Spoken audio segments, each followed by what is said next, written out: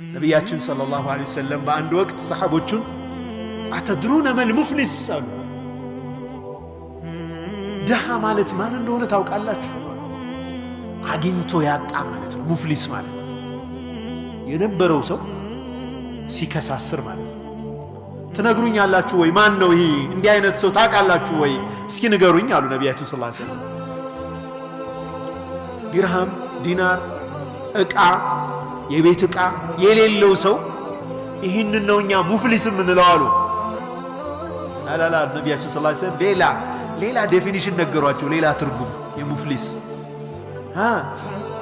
የቂያማ ቀን የተራራ ያህል ኸይር ሥራ ሰርቶ ይመጣል አሉ። ጾም፣ ዘካ፣ ሰደቃ፣ ለይል ሰላት አትከምሮ ይመጣል። ወቀድ ሸተመ ሃዛ ከዚሁ ጋር አብሮ ግን አንዱን ሰድቧል፣ የአንዱን ክብር አጉድሏል፣ የአንዱን ደም አፍሷል፣ የአንዱን ገሏል። ሌላ ደግሞ መዓት የሰው ሐቅ ደግሞ ተሸክሞ አብሮ ይመጣል። ተራራ ያክል መልካም ሥራና እንደዚሁ ደግሞ የሰዎች መብት ተረግጠው የሰው ሐቅ ተነክቶ ደግሞ ወንጀል ይዞ ይመጣል። ፈዩእኸዙ ሚን ሐሰናቲሂ አላህ እንግዲህ ማሊክ የውሚዲን አይደል?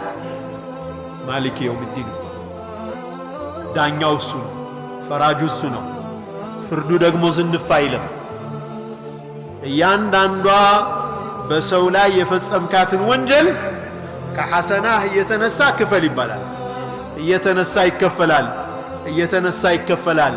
ሐታ ኢዛ ነፊድ ሐሰናው በሙሉ ያልቃል አሉ ነቢያችን ሰለላሁ ዐለይሂ ወሰለም። አያችሁ ሙፍሊስ አላህ ይጠብቃል፣ ይጨርሳል ሐሰናውን። ፈዩእኸዙ ሚን ሰይአቲሂም እሱ የሚሰጠው ጨረሰ አይደለም፣ ከነሱ ወንጀል ይያዝና ወደ እሱ ይደረጋል። ثم يطرح في النار ከዛም ጀሃነም ላይ ይወረወራል አሉ ነቢያችን ሰለላሁ ዐለይሂ ወሰለም። ሀብታም ሆኖ መጣ፣ መጨረሻ ላይ የሰዎችን መብት በመዳፈሩ ምክንያት ምን ሆነ?